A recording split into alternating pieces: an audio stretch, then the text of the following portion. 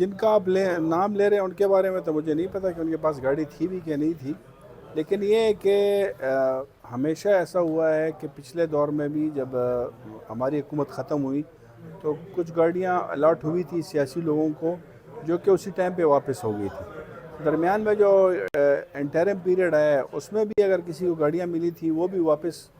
ہو چکی ہیں، بلکہ ہم ایک سٹیپ آگے چلے گئے ہیں۔ ہم نے کوشش کی ہے کہ جو مختلف اس طرح کی الاٹڈ گاڑیاں تھیں جو مطلب غیر ضروری لوگوں کو الاٹ کی گئی تھی، ہم نے ان سے واپسی کا عمل شروع کیا ہوا ہے، اور یہ سی ایم صاحب کی ڈائریکشن ہے کہ ہم کوشش کریں گے کہ نئی گاڑیاں آنے والے ٹائم میں نہ خریدیں تاکہ حکومت پہ بوجھ نہ پڑے، اور ہماری یہ کوشش ہے کہ ہم یہی جو گاڑیاں مختلف جو ایکسائز نے پکڑی ہوئی ہیں اسی کو جو ہے اپنے زیر استعمال لے کر آئیں۔